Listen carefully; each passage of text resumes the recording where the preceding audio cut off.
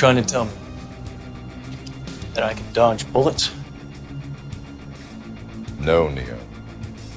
I'm trying to tell you that when you're ready, you won't have to.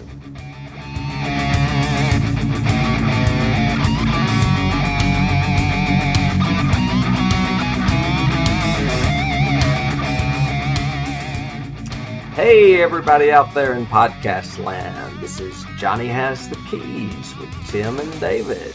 We're glad to be back with you this week. Hey, David, how are you doing? I'm good, Tim. How are you? I'm good. It's been a great week and day so far. Excellent. A lot of fun stuff going on this time of year. What's been going on in your world?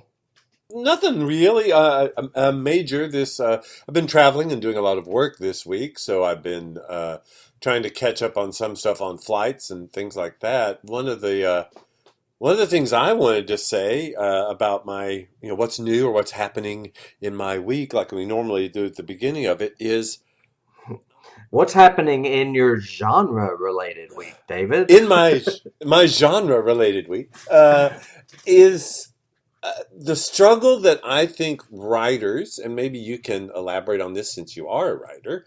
Okay. I've always said I'm not a writer, but I'm a really good rewriter. But the struggle that writers face in ending a story, because as everybody knows, this is the last year for Game of Thrones, so they're doing their, final wrap-ups last season, got to tie all those loose ends, whatever. This is the final season or the final movie for Star Wars is this year, so they're wrapping up a 9-movie. Yeah. Yeah, so true. Oh, so true. Well, I guess the final story in the Skywalker saga sort of thing. And so far I've been very disappointed in what I've seen, what I've read, everything, and how these writers are tying up their stories and ending them.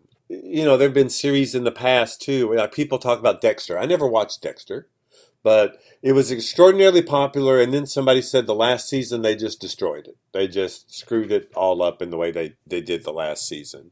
The Sopranos, a great series, and it ended with all this ambiguous questions and what's happening and whatever. It's so funny. That was going through my head the entire time you were talking. I was thinking, wow, remember the Sopranos last episode? Yeah. And I'm afraid Game of Thrones is gonna turn out to be, at the very last scene, Ned Stark is gonna wake up and go, "Oh, I had a bad dream." Like like they did back with what was this series? The one where he woke up. Who?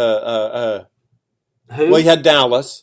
Dallas, you had it was all in the shower dream thing. Remember how the way Dallas ended? It was Bobby's. It was like Bobby's dream, and then Bob Newhart ended. Bob Newhart, exactly. It was all a dream. Say that too. Yeah.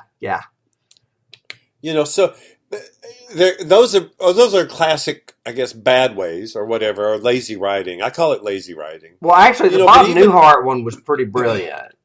But correct. The I don't think the JR one was at all.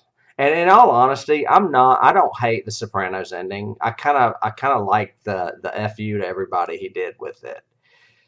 Because it was basically he basically was saying, look, these characters are going to live on and they'll always live on in your world. So enjoy it. Why should I do something, that's spectacle by just destroying them and ending the series that way? I kind of like the way they just sat down to dinner and it ended. I did that one really didn't bother me. I got in lots of fights with people about that.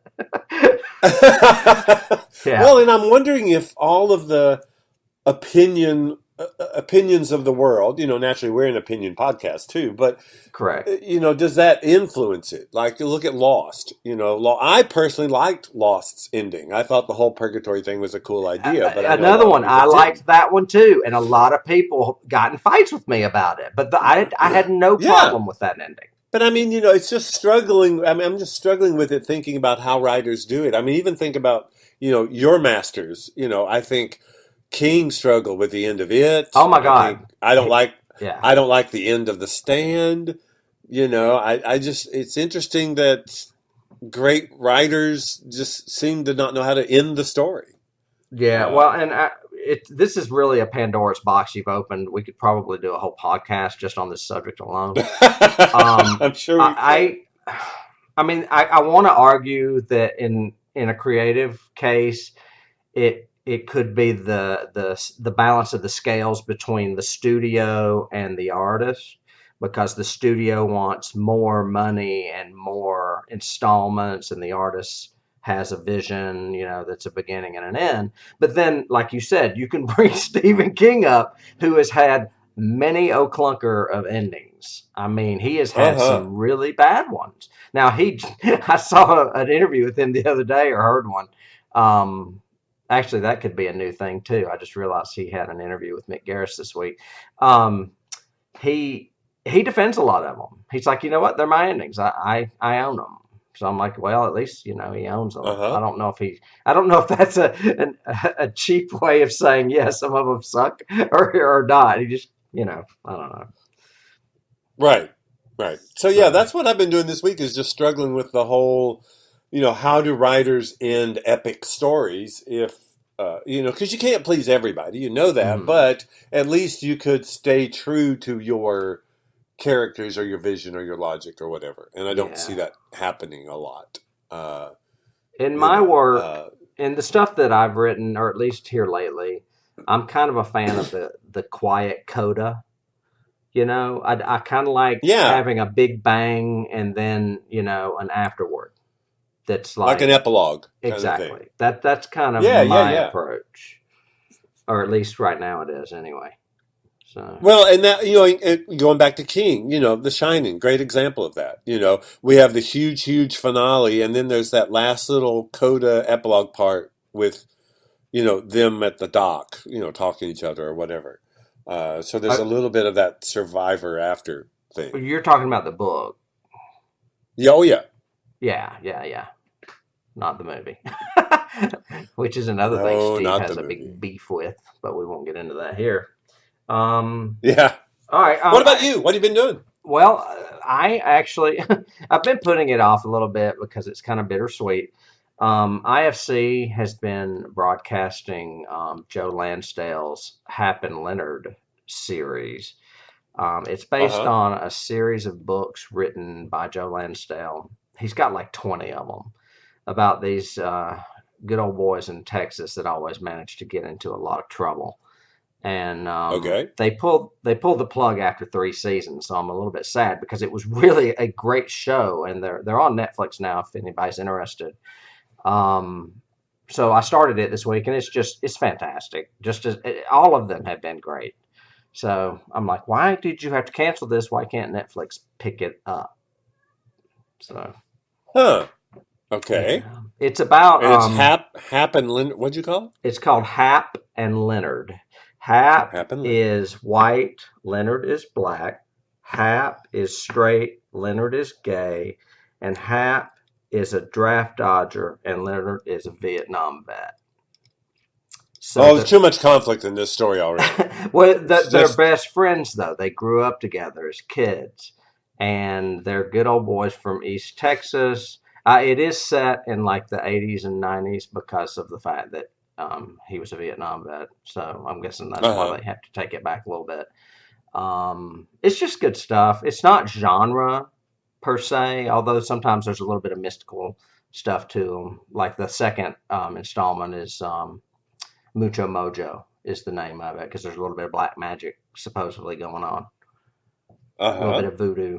But yeah. Anyone, if you haven't read Joe Lansdale, I highly recommend him to anybody out there. He's written in just about every genre you can imagine.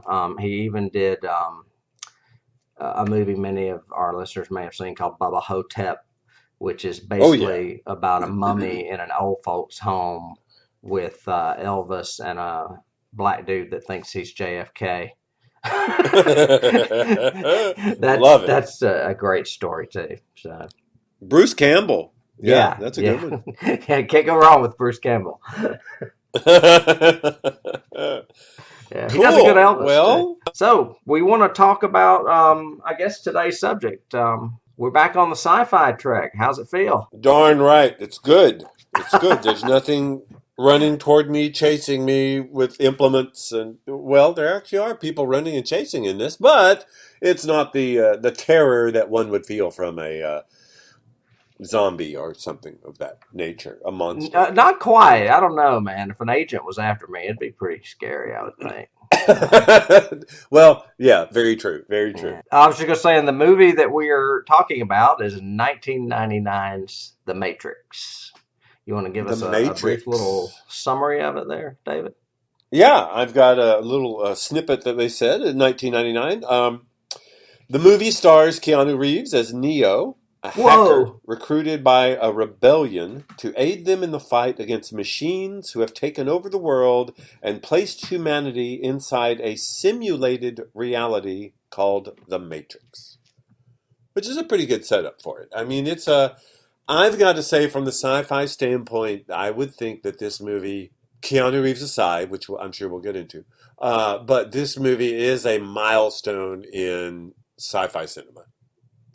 It runs, to me, it's along the lines of 2001 or Star Wars, Blade Runner. It sets its own world up in a really cool idea, and I think they established the whole genre of cinema, of science fiction paranoia, question the reality around you, and did it in a really cool way.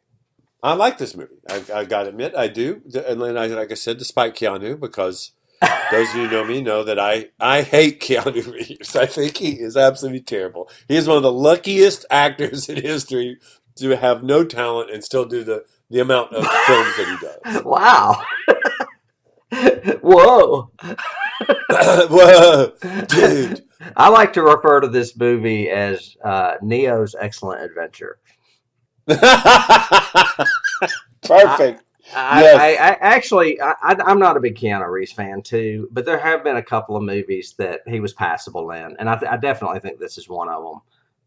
Speed. Oh, I can't deny. There's a lot of movies. Yeah, there's a lot of movies he's done I really like, but I have to overlook him in it. You know, Bram Stoker's Dracula, Speed, this. I mean, I was just going, dang. Why is he in that? And then everybody keeps telling me to watch John Wick. This new one.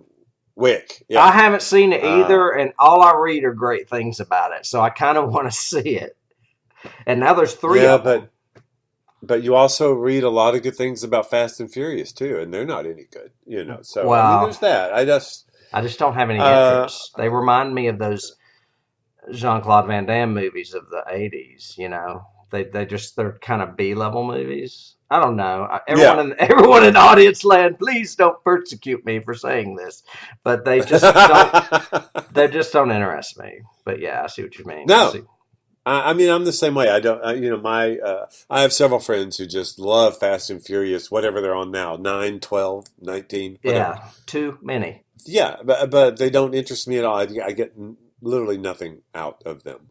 Mm-hmm. And I don't know if I would get that out of Wick. I mean, basically a vengeance story where he kills 80 people. You know, okay, maybe, I guess. I've got to end up trying it. I just, even in this movie. So even in Matrix, I saw a stat where over 2/3 of his lines in this movie are questions. Yeah, I saw that too. All I could think of was Bill and Ted. Yeah, if you have him roaming around all befuddled, going, what? Huh? What? Yeah. What? How? Yeah, then it might. Who? Yeah. Where? But the movie itself, I mean, as an objective, not looking at performances, so just as an overall, I think the movie has some incredibly great ideas. I think it's very well filmed. It's written and directed by Lana and Lily Wachowski. Is that how you say it? I thought it was Wachowski. It might be Wachowski. Yeah. It might be Wachowski. I don't know. It's one of those. I think it's Wachowski, like Chow the dog. But Wachowski? Yeah. Okay, Wachowski. So the brothers Wachowski, which is what they're basically referred to now. No, they were not then, and now they're the sisters. Oh, that's right. That's right. Now they're the sisters. Yeah, that's right. they're Hollywood, as far as I know. They're Hollywood's first transgender directing team. Actually, probably the only trans directing team, Yes, I would probably agree with that. but Yeah. maybe not the only trans director that I'm aware of. So But they had a brilliant eye with this. This was only their second movie. They had done Bound before this, which I remember watching on videotape, back in the day, and I actually liked it. But this like catapulted them huge, led to, the sequels, several other movies, and eventually led to a series that I know you and I both like, Sense8, yes, which is exactly. them teaming up with one of my favorite writers, J. Michael Straczynski, and doing an incredible series that should have had a longer life than what Netflix gave it or whomever. Yeah, it was an expensive show, but I love that show. Yeah, brilliant, It was brilliant. a little indulgent, and it was a little tittillating. That may be why I liked it as well. Lots of Yeah, pretty yeah. people running around with with a lot less clothing. Yes, there's that. I think all of their movies, if you look back at it, thinking about taking them as auteurs now or as the people, I was looking back at Cloud Atlas and Jupiter Ascending, and all of them are about this human experience. How do you deal with your own human experience and how you interact with other people and this whole there's something more to humanity than what you think it is. That seems to be a subtext in all their movies. I would say that has a lot to do with them being transgender, Yeah, and that essentially is a key. I can't come up with a word for it, but a real life key in that they probably felt they were trapped in bodies that were not their own, and they were looking for ways to explore outside the bounds of the body. that makes sense. And that is a running theme, I think, in a lot of their work. Well, yeah, in Cloud Atlas and Sense8, definitely in Jupiter Ascending, but and in this piece, in the Yeah, whole Matrix thing, you know. yeah. I mean, the whole thing with Keanu waking up in the pod, or Keanu, however you say his name, waking up in the pod, to reality. Yeah, yeah. Yeah, This is your reality. yeah. So when was so let's start at the beginning. Then when was the Sure. first time you saw this movie? When was the first time you saw it? Um, I I have a hard time remembering if I saw it in the theater. I don't think I did. I think I saw it on DVD when it was released. And Okay. I actually worked for Borders at that time, so I probably bought it when it came out and watched it that night, would be my guess. Okay. I'm the same way, sort of. I cannot remember the first time I saw it. I do remember when it came out, I was traveling. I may have been in Japan somewhere, or I may have been in LA. But anyway, I was traveling, and I know all of my clique of friends and everybody else back home and everything all went at the same time, one showing. Like 16 people went to see this movie and came out of it going, "Oh my gosh, it's incredible! It's great! Da, da, da, you got to see it." So I remember going to see it, and I didn't like it at all. I left the theater going, really?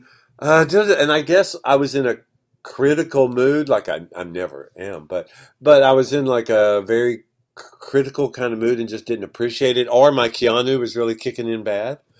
I could see both, and I've actually seen movies in the wrong mood before and misinterpreted them. So I know where you're coming from. And then, like, I guess a few months later, ended up seeing it again and saying, okay, now I can appreciate, if I overlook Keanu, and I think I can appreciate a lot of of what they're trying to do in this movie. I still think it has some huge logic issues all the way through it, but they're trying to set up a whole new world, a whole new perspective, essentially. A whole Um, new world. you and Disney. I mean, well, and talking about the movie in general, it did do very, very well. Like we said, it spawned sequels. It spawned an animated series. It won 4 Academy Awards. Yeah, it sure did. I think it made stars out of Lawrence Fishburne and Hugo Weaving that they had never been before. I think it elevated them a great deal. I think it elevated them. They were already on my map though. Yeah, Because well, Fishburne had done well, he had done Pee Wee's Playhouse for one thing, and then Hugo Weaving was in Priscilla, Queen of the Desert, and that had already been on my radar. So Really? What was he in Priscilla, Queen of the Desert? he's the lead. He's one of the three Nuh-uh. drag queens. Yeah. Wait.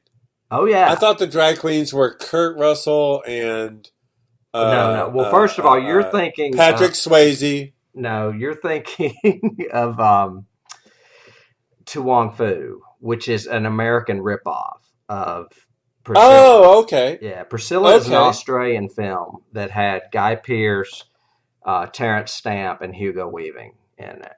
Ah, well then I stand corrected. And I on mean, that. just by saying, Hugo Weaving, Terrence Stamp, and Guy Pearce versus Patrick Swayze, John Leguizamo, and Wesley Snipes. Wesley Snipes. I mean, by comparison, I think that the former is a little bit higher elevated already. Anyway. True. And it was made in Australia, Okay. and so was The Matrix. So there. There you go. There you go. They were connected. No argument. Well, so how do we want to jump into this? You want to think? You want to talk about it from like sections, like best parts? You want to talk about it from writing, from performance? Let's talk a little bit about the origins and history, and then maybe move on to the cast Sure. and scenes. Okay. I will say that the Wachowskis, we're never going to be able to pronounce that right, apparently harbored this idea for 5 years, and there were 14 scripts written, which it makes me think. I mean, one of my keys that I'll get to later is the whole cyberpunk thing. I'm not a big sci-fi guy, not as much as you are, but I do remember when I lived with you, a copy of William Gibson's Neuromancer was always in the bathroom. I do remember that. Yep. And a lot of this movie is kind of connected with Neuromancer. And it makes me just wonder if the Wachowskis were these, teenagers reading all this cyberpunk stuff saying, we got to write the script, man, and they just let it gestate until they came up with this thing that's pretty damn perfect, at least visually. I don't know. What do you think as far as the agree. evolution of the genre itself? I mean, I think it's heavily influenced by Neuromancer. Okay. Neuromancer was a huge influence, I think, on them. It almost is it's not that they're telling his story, but they've definitely set everything in his world. I also think they tapped into something that, to me, I've always thought of Matrix as like a live action Philip K. Dick novel that was never made. Philip K. Dick is the guy that did Do Androids Dream of Electric Sheep. He was certifiably mentally ill, and his stories all dealt with paranoia, all dealt with, covert agencies taking over your mind, or your mind being the reality that is not what you know. And this is, essentially his style of story all the way through this. That's funny because I have in my notes that William Gibson used the term Matrix in Neuromancer, but when asked about this movie, he says himself, this movie is closer to a Philip K. Dick novel. Those are his exact words. But I think it's a cool weave of those two, Hugo weaving, of those two, because Gibson's was the world they created, and using whatever they did, either post or pre-production, to give this whole movie that green tint. Everything has kind of the blue sucked out of it. It has a real greenish tint in their reality world. And the whole references to being jacked in, to reading code, to seeing falling lines of code that can determine, your reality. That's all Neuromancer. Okay. But this whole, I think the underlying story of you're living in a false reality, and you have to accept this other reality if you want to survive, is all Philip K. Dick. And the agents, the whole, that they're that kind of inspiration. I mean, basically, like to your point, I did not know they had that many screenplays, but it would be interesting because, it's basically almost point for point the hero's journey all the way through this movie. Very much so. A lot of my keys are from ancient literature. Well, Yeah. yeah, I have several of those Hmm. that they obviously took things. They were, and I don't know, was it intentional? They wanted to create their own kind of mythos sort of thing by going back to mythic names and mythic, story points. Hmm. I don't know. It definitely worked for them. I mean, it gave them 2 other sequels, none of which meet up to this. But I mean, who wouldn't want to meet someone named Morpheus? I mean, that's pretty fucking awesome. yeah, well, true, Uh, true. Trinity, Neo, Cipher. I mean, they're really, you can. This movie, we talked about Keanu not being great, but actually being decent in this film. I think a lot of it is because he has a model quality to him as far as being slender and attractive and very model-esque. And everybody in this movie, or at least the leads in this movie, are. I mean, Fishburne looks cool in that coat, and Carrie Ann Moss, is that her name? Carrie Ann Moss. I mean, she looks like a model. They look so stylish and so cool in this movie. And I mean, the names suit them. They shouldn't have ordinary names. They should have very elevated names Yeah, as far yeah, as the yeah. style. True. I agree with that. Yeah. Well, so do you want to talk about some of the names and the meanings and what they mean? What about that? Yeah. Well, we were going to move on to cast, so that's cool. Let's move on to the cast. I mean, you've got, the ones that I've got in the notes, of course, Neo, which literally is a prefix meaning one. So that's kind of obvious that they did that. But Neo also means new. So I Correct. think that's kind of cool that they did that. As I will always state, just wish they'd found someone else who could play that part. But he doesn't. It's not that it's not that he's terrible in it. It's just that there's no texture or nuance in him. He doesn't have a lot of that There's as a no performer, depth. so it doesn't show Yeah. at all. Yeah. He was not their first choice, by the way. Oh, really? So let's go there. Who was it? Well, originally, and I'm not sure if this is them or the studio. This could easily be the studio. Brad Pitt and Val Kilmer were originally tossed around. Okay, I could see either one of them do that. Yeah. I think Kilmer would have more of an edge at that time in the late 90s. That would work for him. Yeah. And then when they were out of the picture, I'm not sure why, it came down to either Johnny Depp or Keanu Reeves. Okay. And Depp has a little more depth, I would say. But he does. There were some other ones that are kind of surprising. Ewan McGregor turned it down. Oh, see, that would have worked. Right. Leonardo DiCaprio turned it down. Okay.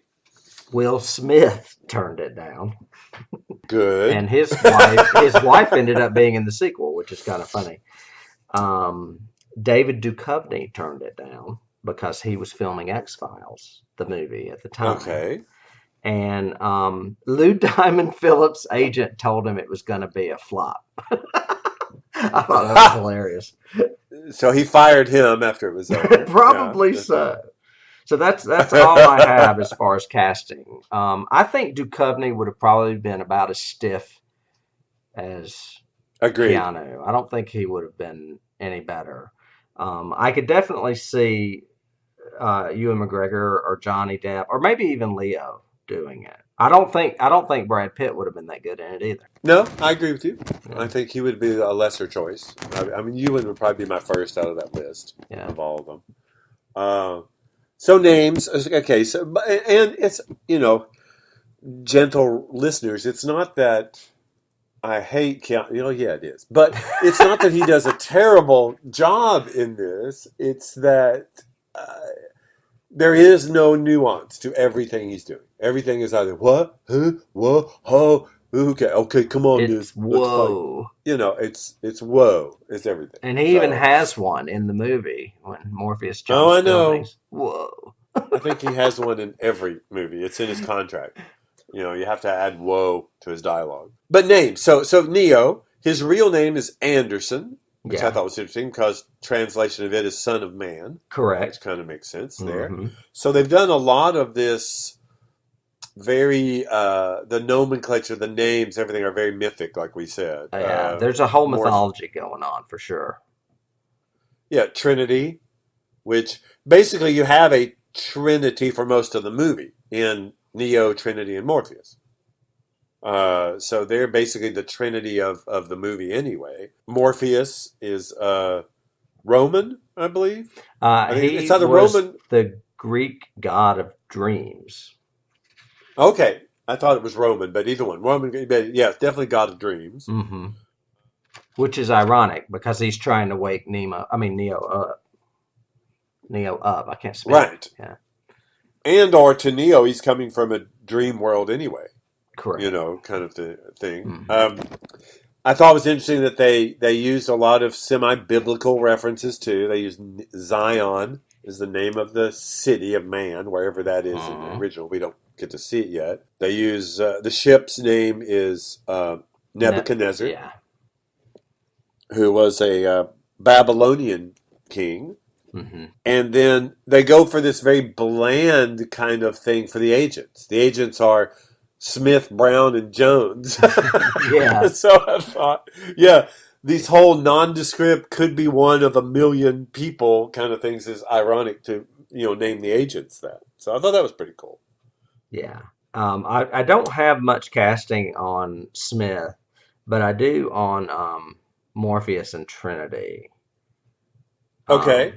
Well, let's start with Morpheus. Sam Jackson was considered. Russell Crowe and Chow Yun Fat turned it down. Ooh, it'd be interesting to have a Chinese. That I hadn't thought of Mhm. that as a mentor. Yeah. And I like that it's very diverse. It's not that they're sticking to a stereotype. And Gary Oldman was considered as well. So you've got Asian, African American, and white people being all considered for that role. It'd Yep. be interesting if they'd have done it female too, but I don't see any evidence of that. Yeah. And then Carrie Ann Moss, who was fairly new at the time, I think she had done some television. Because I Yeah, read this is her first movie. yeah, I read where she had like twisted her knee and she didn't tell anybody because she was afraid they would recast her. Yeah, I remember that. She was afraid of losing the part. Right. So she didn't tell anybody. Yeah. And here's a little bit of an ironic punchline to my Neo casting. As far as Trinity, Sandra Bullock and Gillian Anderson both turned it down. Huh. Which, Okay. Gillian was with Duchovny on The X-Files, and of course Sandra had already done Speed with Keanu Reeves. Right. But from what I read, Sandra turned it down when they were considering some of the earlier people, and she didn't think she would work well with them. So I'm thinking that might have been Pitt or Val Kilmer, probably Val Kilmer. Jada Pinkett Smith auditioned, but didn't get cast until the following movie, I think, where she was Niobe. And this is the most surprising to me. Janet Jackson was asked to do the part, but she had scheduling conflicts. Huh. That would be odd. Yeah, it would have been. I think Carrie Ann Moss is Yeah. pretty cool in it.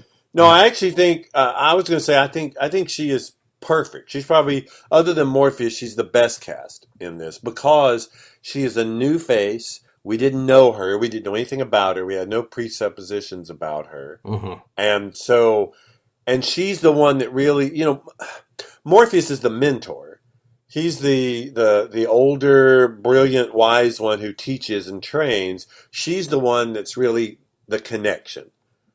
For us as audience members, she's the one that helps us make the connection to Neo and vice versa, and his connection to the world. And I think having an unknown in that part is pretty brilliant. I think that works really well. Yeah.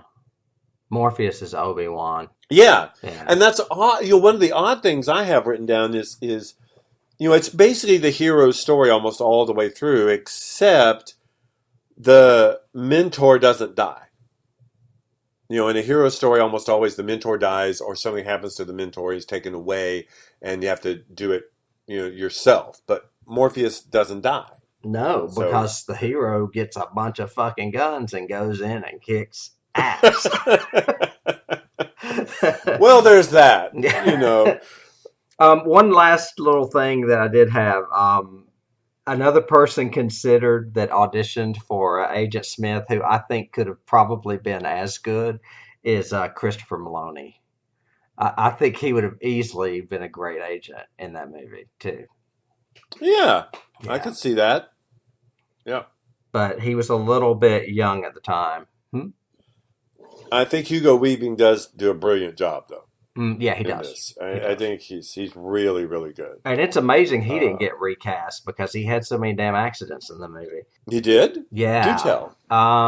He had some kind of cyst removed from his leg. He was having problems with his leg. So they had to shoot all his non-stunt related scenes ahead so that he could Uh huh. heal. And then in one of his stunt things, I think he damaged his hip or something. I don't know. He was constantly getting hurt on this movie, or was hurt when he began it. Really? Yeah, yeah. So they really liked him. They could. They didn't want. They didn't want to lose him. So, oh, I did have one other note. Sean Connery was offered the architect in the sequels to this movie, and Uh Michael huh. Hutchins from In Excess was supposedly cast in a major role. So I don't know what role, but committed suicide 3 days later. Because he got the role, I don't or know, but because? well, he was all. I mean, he was effed up. He had a lot of Yeah, things going for him. Wasn't he like married to Kylie Minogue or dating Kylie Minogue when all some this shit happened? Yeah, something like that. yeah, Yeah. yeah. That was sad. Anyway, that was all my casting news.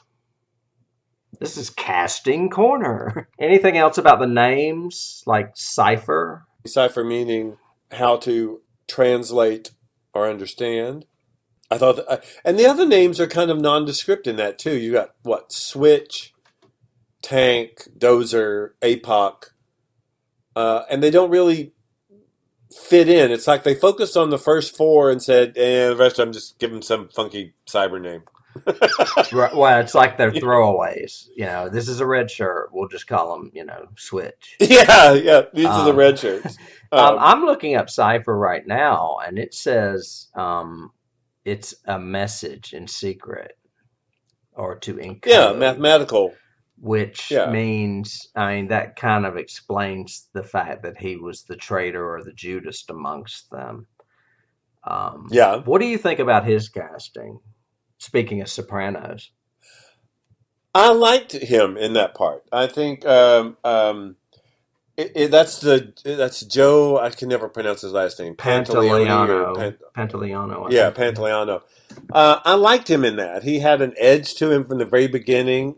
Bye bye sweetheart and all that stuff from the very beginning. Hmm. Um, uh, and although he does have one of the biggest plot holes in the movie, Oh, he which does. is we find out about him being the traitor by him having the big scene with Agent Smith. So he's in the Matrix, enjoying his wine and steak, and plotting with Agent Smith about becoming a traitor and turning them all in and setting up Morpheus and all that. And which is cool scene, nice and everything until you think about it and go, okay, then how did he get in and out of the Matrix? Because they have to have a driver who lets you in and out of the Matrix, who monitors you while you're there, who sends you a phone call so you can get out. They've already set that up. They do it over and over again. That's the only way in and out. So how did you get in and out? If you're just is Dozer sitting back there going, he just decided to take a little trip in the Matrix. I don't know where he is. Maybe So Mouse let him in to screw around with the red dress woman. Uh, yeah, right. But still, you'd have to be monitored, and they can, which is another thing too. There's a lot of we'll get into that when we talk about plot holes. There's a lot of just you have to kind of go, uh, sure, okay, I accept yes, that, even though you haven't done it David. before, but you can Sometimes you just have to let art flow over you. flow over you. No, no, no. Yeah. That's a big chill reference for anybody out there who doesn't know it. I Uh, had this. I had this discussion actually a week ago. Going back to decades ago, and you and I used to talk about the same thing. Is I don't have a problem with you doing anything in your fantasy world you want to do as long as you obey the same rules in your fantasy world. right. You can't. You can't. set up one thing and then do something else. So if you're, and especially you struggle if you're setting up in any form of reality, then it's something that we're used to, that we understand. But you have to then support that. You can't just arbitrarily change stuff just because, I'm the writer, I can make stuff up. Right. No, that's the Joel Schumacher of filming. I mean, of writing or whatever. Yeah. I mean, you have agents in this movie that are supposedly connected to some huge computer AI mainframe. They're incredible. They can morph into other people's bodies. They can do all this stuff, but they can't shoot a gun at all, it seems. They can't hit anyone with a gun unless they need to. And then suddenly they can shoot the phone out of your hand or shoot Morpheus in the leg through a wall as he was running in the rain from the sprinklers. Right. But there's just certain things that don't make... Yeah, I was thinking like the whole helicopter scene with the Gatling gun. I'm like, there's four people in that room, and you're not hitting any of them, including Morpheus. So what the fuck, man? That's a lot. And you see the bullets falling from the helicopter, the casings. Yeah. And how do you hit three of them but not Morpheus? Right, who's stationary the entire time. So, there's lots of those. I mean, there's just tons of these little plot holes and everything. I mean, even from the very beginning, they establish, they kind of hint at it with the truck in Trinity, but they definitely establish later on that they can instantly morph into anybody. So why are they going up the stairs to get Trinity? Why don't they just morph into the three cops that are in the room with her? Yeah. It makes no sense, There's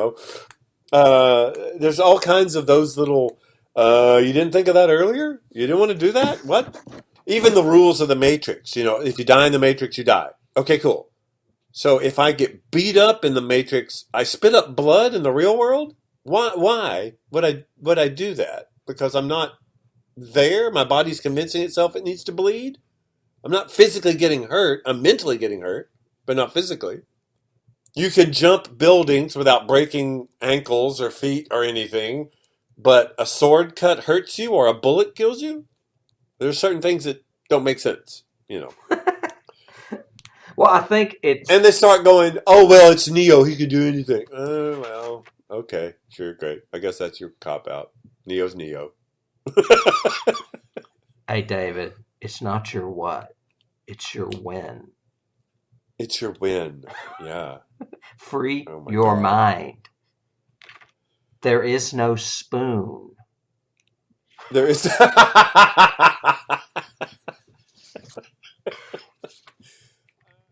And I will give them that. I will give them. Is that you can become a superhero once you break those chains of realizing, that you are more than human in there. But you're right. There are a lot of things that don't make sense. And I don't know that I could sit in a room with Wendell Thompson watching this movie. Because I'm sure that he would let us know everything that was wrong about it. That's true. It would be crazy. I do think the plotting works really strongly, though. I do think they did a great job of sucking us into this world through Neo's eyes. Of he's the hero who has a destiny that's unfulfilled that he doesn't know. He's got to be mentored and trained. The way they do the betrayal, and then the way they do the whole we're going back in, we're going to get Morpheus, which is one of my favorite scenes, by the way. I do love the scene in the lobby with Neo and Trinity. That's a great sequence. Well, it harkens back to great badass scenes, like the Wild Bunch or anything like that. Yeah. Oh, definitely. It's like badasses That's a great are here. Let's get down to business. Yeah. Yeah. The movie is known for bullet time. First time we see it is in the very first scene with Trinity when she does the leap and she suddenly freezes in the air and the camera moves around her. Yeah. And I have an interesting trivia on that this movie came out in 1999, And by 2002, that bullet scene was spoofed in over 20 different movies. Huh.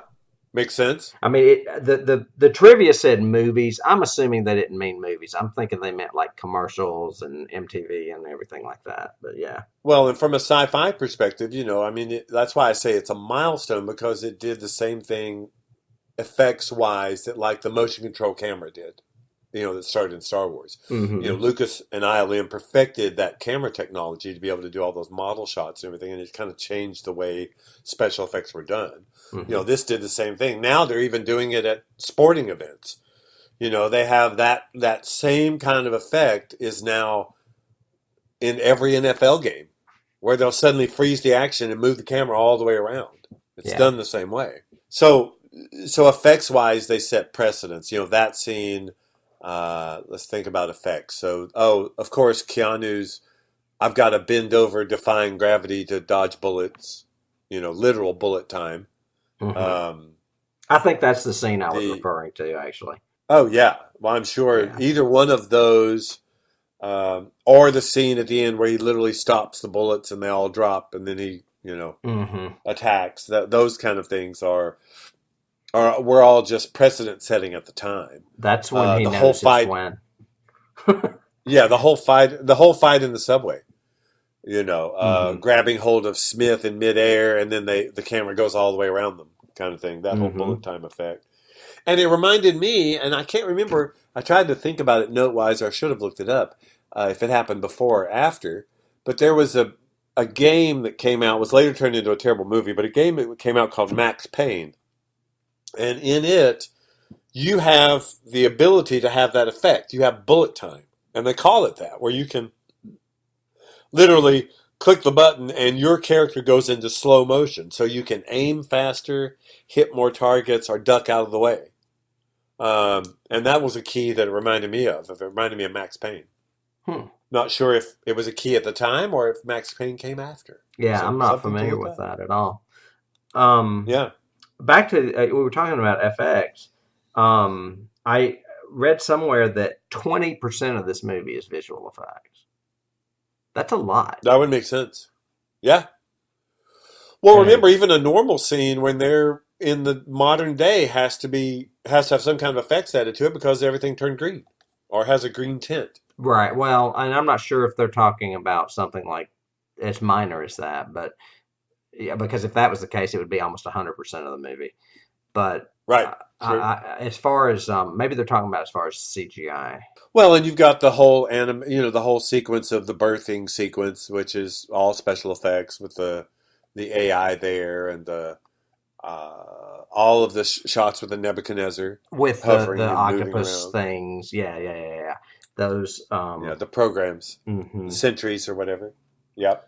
And then I have various notes about how many days it took to shoot some of these scenes, like the lobby shootout. Those are good. It's nothing spectacular. The lobby shootout took 10 days, and the opening action scene was preceded by 6 months of training and 4 days of shooting. But the 6 months of training was for the entire film, pretty much, because they all went through rigorous martial arts types training. Yeah, that makes sense. Yeah. So I mean, they would have to do the training programs and then to do the actual effects and the stunts. Mm-hmm. What about keys? You want to talk through some keys? Sure. Okay. We already mentioned Morpheus is the god of dreams in Greek mythology, which is kind of ironic. The story itself is a modern adaptation of Plato's allegory of the cave, which is of the what? Allegory of the cave. I didn't know much about this. I had to look into it, but it's about these people living in a cave and studying the drawings on the wall and realizing that they are not within the world that they live in, that there's another world out there. So I'm sure it's much more primitive in concept than to, a cyberpunk science fiction classic, for lack of a better word. but you can definitely see the allegory if you go to Wikipedia and look up Allegory of the Cave, and I'll post a link to it on the show notes because I found it a little bit fascinating how much the story Uh was huh. an adaptation of it. Cool. Yeah. That's really neat. I want to look that up. Mm-hmm. I have a couple from the beginning, so definitely, there's lots of references to Alice in Wonderland, too. So there's Mm-hmm. lots of keys with that, whether it's eat me, drink me, red pill, blue pill, follow the white rabbit. You take the blue pill, the story ends. You wake up in your bed and believe whatever you want to believe. You take the red pill, you stay in Wonderland, and I show you how deep the rabbit hole goes. So several references to Alice. He even says at one point, the world's going bye-bye. I think Cypher says, wake up Alice or whatever. Mm-hmm. I have a key at the beginning when he's in his office. The only time we really see him in his work environment, and Morpheus calls and running everything else. Everything again has that weird kind of just a subtle green tint to it, which reminded me of Joe versus the volcano.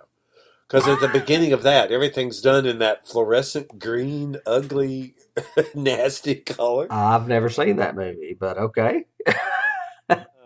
Yeah, it reminded me of that. And another key at the beginning in the first scene, of course, is Blade Runner. All the way through, these huge, old, vintagey buildings with lots of rain at nighttime. That's, to me, is very Blade Runner in the way it looks. That's a Mm-hmm. key. I've got a couple of, I guess, movie nod keys. The Sweet. the rooftop sets that Trinity is leaping across were literally the same sets used in Dark City. Oh, okay. Another And good post-apoc or counter-reality movie. That's a hmm good one. and there was some controversy there too, where Dark City was saying Matrix ripped them off, but when you go back to what I was saying about the gestation period of the script, the Matrix was written long before Dark City, so that's not true. Makes sense. Yeah, Okay. and the little nose rubs and the little gesture of the hand before they fight, that's Bruce Lee. They Yep. totally are paying homage to Bruce Lee in those, which I think is awesome because I think Bruce Lee was awesome. Oh yeah. You know, Yeah, I think that's a good one, especially if they do so much martial arts in this anyway. right, That's really good. right. So there's a couple of cinematic keys for you there. I had the whole battery tower awakening birth sequence, blah blah blah, is very H.R. Giger, with the tubes being attached to you and the whole kind Yeah, of biomechanical feel to it. It wasn't as phallic or sexual as Giger, but it was very close, very similar uh-huh. in style to it. Um, Neo's the room where he lives in the real world is not in the real world, in the Matrix, is room 101, which of course is a binary code, but also reminded me of 1984 because that's the torture room. You don't want to get taken to room 101 in the novel 1984 because that's where they torture you for information. Interesting. So I thought that was kind of a key that got me there. Yeah, there's a lot in this movie that is intentional. I mean, yeah, Yes. there's no way there were accidental references. No, I definitely think they made references to intentionally all the Right, way through. and this is no exception. You mentioned that Anderson means son of man, but Uh huh. Neo is a Christ figure, so you've got a biblical key in there as well, and not to mention Cypher being Judas. So, Oh he is yeah. betrayed by Judas or betrayed by Cypher. So you've got a lot of religious allegory in there as well. And I think they played that up through all three They movies, even do. into Yeah. I Neo haven't is our Christ figure. yeah, I haven't seen the other two in a long time. I don't know if I'll Well, rewatch them even or in the not. first scene, the White Rabbit scene, I think the guy even refers to him as Jesus or "You're my Savior" or Hmm. whatever when he gives him the code or whatever he's worked on. Yeah. Oh yeah. I forgot about that. Yeah, I think I definitely have another movie key, which is Terminator, just because of the whole story, the history. Basically, according to Morpheus and in Terminator, we create humans create an AI. That AI ends up becoming smarter and better than them. There's a war. We lose as humans. Mm-hmm. In Terminator, we're the rebellion that has to go back in time to try to fix it. But in this, we're all hooked up to batteries and used to power the machines. The machines, yeah. Uh, Yeah, I had Terminator as well. There's a huge, huge Terminator key as far as the plot, oh yeah, for sure. yeah. Harlan Ellison wrote a book or a story called "I Have No Mouth, But I Must Scream," and it is about artificial intelligence taking over the world, and there's only like 4 or 5 people left in the world. So you've got that key there, but you also have the fact that there's a scene where Neo's mouth is literally gone from his face, and he's trying to scream and he can't. Yes, Yeah. that's the first, not mystic. That's the first bizarre thing that happens in the movie for Neo's character. Mm-hmm. When he gets bugged.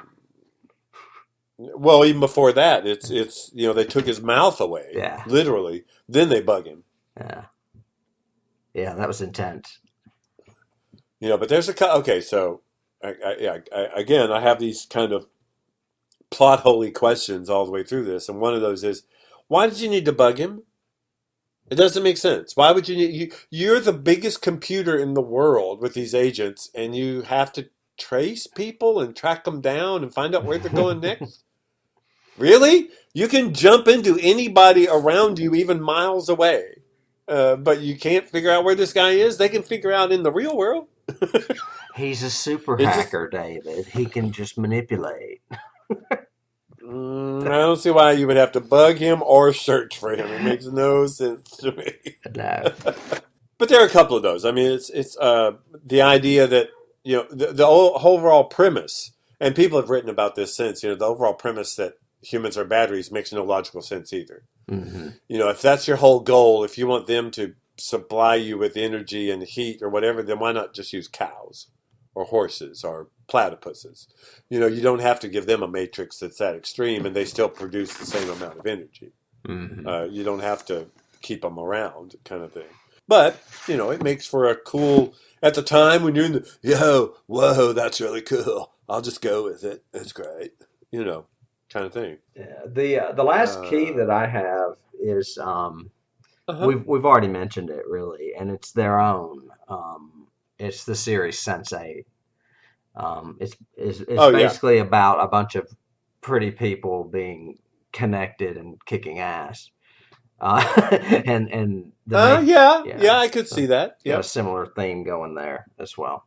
They're superhero in their own way, the same way these people are superheroes in the Matrix. So, I would posit the kind of not an opposite, but the same kind of corollary to that the Matrix, they have to create this fantasy world for them to be a superhero in. In Sense8, they find out they can be superheroes in their own world, which is more in reality kind of thing. And I really, and that's a genre, that's a subgenre of science fiction that's everywhere now in these limited series and on Netflix and everywhere, which is this whole superhero thing of becoming superheroes, or you find out you're a superhero, or you're a teen with superhero powers. And it just seems to be this subgenre that's everywhere now. But Sense8 did it so much, I think, more compelling and in a very unique style to others that have done it. Yeah, I would agree there. It's not too different than other subgenres, though. I mean, we got inundated with vampire crap, and especially teen vampire crap when what are those stupid Stardust movies called? Sparkle movies. Twilight. Yeah, I can't even think of it. But because Stardust movies, and now the superhero movies are turning into young adult teen super movies or whatever. Yeah, Oh yeah, yeah. Subgenres spawn subgenres. true, true. But I think the movie overall, I mean, handles everything very well. They definitely have great pace all the way through it. Mhm. I'm just trying to glance in my notes for different high points I liked. I like the whole opening sequence, the way they tie us in, but have so much mystery we don't know what's going on. Um, Carrie Ann Moss in black leather is never a bad thing. That works for me really well. Um, talk about pretty people in kicking ass. Right. The sequence all the way up to all of his essential both birth one way or the other way, his physical birth into the real world, but also his birth as the hero all the way through, learning the training with Morpheus and then being betrayed, going to the Oracle, all of I that. love that scene, by the way. That's one of my favorites. I do too, even though logically it makes no sense. Again, you have an obviously she is a computer program that is so into human psychology that she can make predictions, but she has those as visions, and she's what. But I do like the fact that from the very beginning, that whole scene keeps throwing us off, from the doorknob all the way through the spoon, her as the old lady, the cookies, her attitude. I love the way her casting was great, by the way. I thought that was great. Yeah, her name is I have it somewhere. Gloria Foster. Yeah, really good in this part. I like that above her door it says "Know Thyself," which is what was above the door at the Oracle of Delphi in Greece, or Delphi, some people say. Yep. So that's Greek mythology as well. I also like that she says she'll feel better have a cookie, because cookie in computer terminology is a piece of data. So I don't know if she was just erasing a bit of what she told him or whatever. She did something by letting him eat that cookie, which was kind of funny. But back to Keanu. Oh my God! Do we have to? You had mentioned earlier, in the first 45 minutes, Neo has 80 lines, and 44 of them are questions. So that means no duh. He averages one question per minute. Oh my God! Which is kind of reinforcing his Keanu stereotype. But he never asks the real questions like, oh, how did I get here? Why am I cast in this? Why me? Why do I have a career? Yeah. Why me? Before the speech at the end, he never has more than 5 sentences together. Well, it's because he can't read. No, it's either they knew they cast him and they cut some of it because it was terrible. Or I don't know, maybe it was written that way. What do you think? Oh my God, I don't know. I think maybe they started with their 15th version, but then they cast Keanu and had to go to a 16th. Where they cut half the dialogue out or whatever. Well, and they give Trinity and especially Morpheus these killer lines.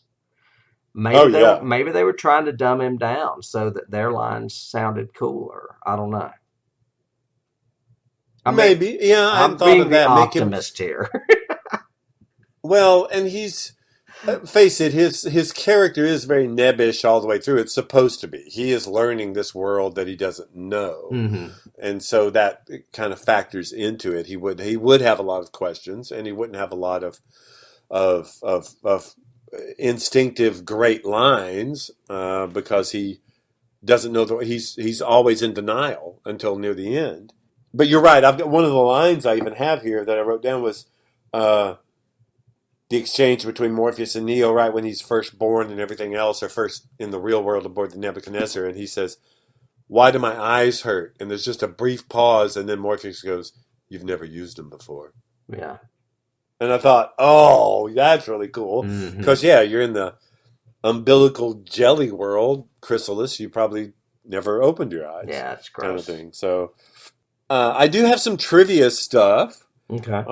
We're kind of jumping around, but some trivia in there, too. Like you have the ending date on the computer monitor is 9/18/99. When Neo wakes up and he's late for work, his clock says 9:18. At this time, Lily Wachowski's wife, her birthday was 9/18. That's why he put that in there. So I just that's thought it might be the release date. Didn't it come out in 99? It did come out in 99, Okay. but the date itself was his wife's birthday. So that's why he kind of put that in there as a throw-in. I thought that was kind of neat. Mm-hmm. I've got a body count. Body count, body count. Yeah, yeah. Oh, please, that's good. Body count, go. Yes. 39.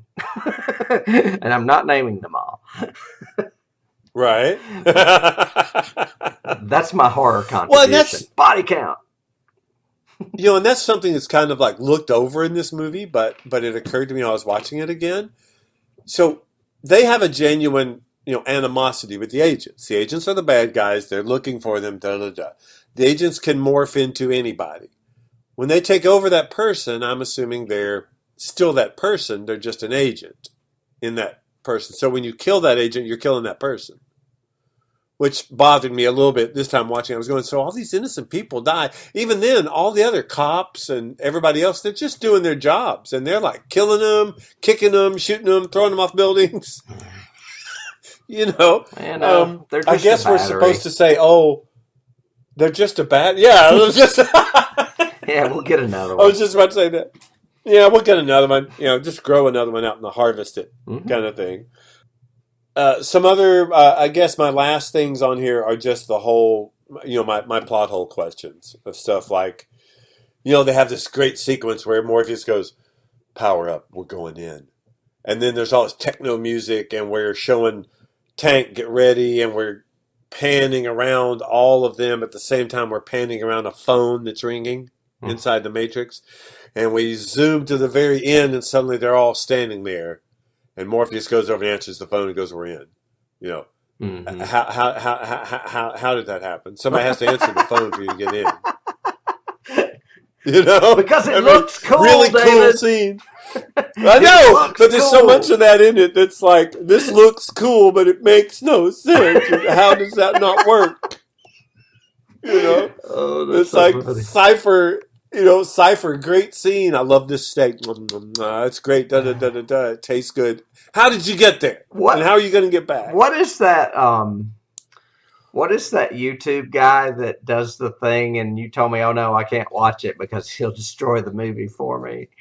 You know what I'm talking about? Well, no. No. A few weeks back, I can't remember which movie we were doing. I said, oh my gosh, check this guy out. He's hilarious. And you said, no, I can't watch that. He'll ruin it for me. Because he does what you're saying. He points out all the errors. Oh, yeah. I can't think of his name. Well, now. there's the one that I like all the time, which is called Everything Wrong. Something and like that. You can just type it in, Everything Wrong With, and he's the guy that does all the counts of all the mistakes. And they're really funny, like video edits. Yeah. Oh, yeah. Yeah. So you can't do it this way? Yeah. Okay, great. Fine. Thank you. We'll just keep going. I'm going to give you one bad count for that. Yeah. I would great. like to see I can't remember who it is. that guy's version of The Matrix if he's done one, because I bet it's hilarious. I'm sure he has. And then I've got some pluses too. I mean, I really love the action sequences, of course, all the way through. I like the final reveal moment of Neo when he realizes the power. I think that's really well told and real done. The rescue of Morpheus, even though it has all those mistakes, it still works for me. Establishing the whole fact that they're loading knowledge. The way they do that, this is what we'll need, and then suddenly they're in the big white void, and all the stuff comes like weapons, and they can pick them up. And then later on, when is it Trinity that can fly the helicopter? Yeah, she goes, "I can now. Give me a second." Yeah, she downloads. Yeah, she downloads it. Mm-hmm. Yeah, that stuff. I like all of that. Yeah, and I don't know if you knew, but you were talking about green being the Matrix and blue being the real world. The whole scene where he's teaching Neo how to fight, that scene's done in yellow because it's really in neither world. Oh, in the dojo where they're learning the jujitsu and everything. Exactly, Yeah, that makes sense. exactly. It's like the Yeah. one scene that's shot in a different color. Well, and my thing, it has these set pieces as they call them all the way through that are great. The whole escape from the hotel, the whole rescue of Morpheus, all of that. But it's all based on we've got to go get Morpheus because they're going to hack into his mind and get the codes to Zion because every captain has the codes. And it seems like why wouldn't you just make a phone call back to Zion saying, "Hey guys, change the codes. Morpheus got captured. Can you change all the codes?" But I guess like everyone always tells me when I get critical, they go, well, "Then we wouldn't have a movie." So there's that. David Horton, Destroyer of Worlds. Destroyer of worlds, breaker of logic, Waker of logic. Bringer of logic. bringer of logic. That's I come in peace. I bring logic to the movie industry. And my last, I get my last key is, and I mentioned this to you before, and we've talked about it before, just because I think it's so powerful. There was a Frederick Brown classic science fiction short story called The Answer. And I think Matrix is inspired by it in a way. I think the Wachowskis probably read the short story because basically in it you've got this think tank and they're building the world's supercomputer. The biggest, hugest supercomputer in the world. They put all these, but they don't have enough money, so they have to go to the military. And the military, of course, says, "Yes, we'll be glad to fund your project as long as we can use it later." And they don't mind. They spend months developing this hardware and this software, and they're finally ready to take the computer online. And everybody's there. The general and the president and all the other top people are there, and they fire up the computer, and as they fire up the computer outside of, a storm starts. They don't think anything of it. They just keep doing. The computer powers up and says, hello. They say, well, what are we going to ask it? What's the first question you would ask a supercomputer who has the sum of all human knowledge? And they debate about it, and one guy finally goes, okay, I know what to ask it. You go, okay. And his question is there a God? And as soon as he types it in, lightning flashes outside and the computer comes up and says, there is now. And that's the line. And I've always thought that this reminded me of that, an AI that is so omniscient that when we fire it up, it's smarter than us. Right. It starts to take over. So that was my last little reference of a key kind of thing. In looking back at the story itself, I mean, you had mentioned that it was a milestone. I didn't realize it when you were talking about it that you thought so highly of it, as far as categorizing it as a paradigm like 2001 or Star Wars. But I have a feeling when I was talking about casting, I have a feeling there's a lot of jokers out there that read this script and went, "Oh my God, I don't understand this," or "This is too much. People can't handle it." But I did note that Larry Fishburne or Lawrence Fishburne, he's not my best friend. He thought the film at first was too smart to be made. But then I watched a making of behind the scenes thing last night, which was really interesting because you're seeing the Wachowskis run around as guys, and they're clearly women now. And when they talk to him, he's like, this movie is gonna be huge, and I am so glad that I am a part of it because it is a very, intelligent movie that's never been done before. This kind of story has never been done before on film. Yep, I agree. And I just thought that was kind of cool that he had that. At least, he was cool enough to see that when he was offered the script. I have a feeling I someone definitely like think Val it's... Kilmer probably went, "What? No." Yeah. Well, I think get it's hugely cerebral. You have to be willing to accept the first conceit, which is everything in your reality is wrong. Right. and then see it from a different parallel existence. And I think that set up this whole dynamic of changing the viewer's point of view. And they do it again, like they do it in Cloud Atlas, they do it in Jupiter Ascending. But they started this whole sub genre, I guess, if we say that, of science fiction of your reality is not what you think it is. Mm-hmm. It's the Alice in Wonderland of science fiction stories. I think 12 Monkeys is a little that way too. Oh yeah, yeah, big time. I think 12 Monkeys is definitely that. Yeah.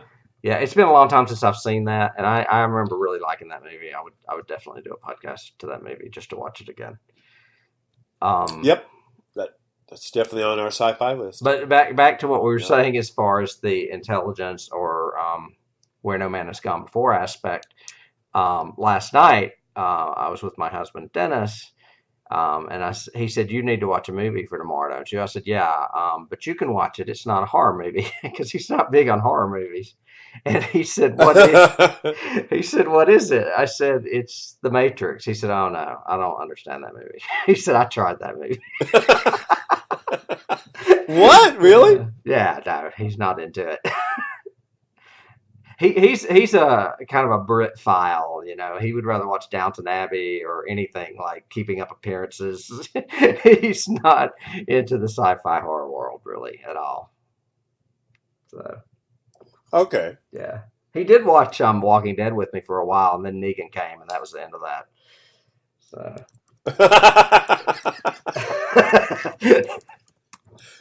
Yep, I can understand that. That was a turning point in that series, I think. Yeah.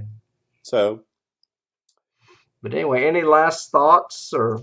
Yeah. My last thoughts despite Keanu, this is a great science fiction film. It's a heck of a ride, great action, but not just action for action's sake. There's some story to it. Yeah, it's a hybrid movie, really. It's sci-fi and action and superhero. Yep. Yeah. Ignore the sequels and just enjoy this, because the sequels kind of gradually get worse and worse as they progress. As sequels do. Enjoy it. Yeah. Yes.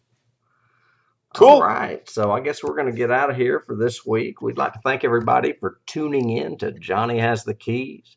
Be sure to subscribe, like, and rate us on your podcast app of choice. And we got Facebook pages and Twitter pages and Instagram pages. Yes. Whatever page you're into. We'd like to see you there. Like us, subscribe us, review us, email us. Make us your bitches. There we go. Ups, did I say that? All right. See you next time, Tim. All right, man. Bye.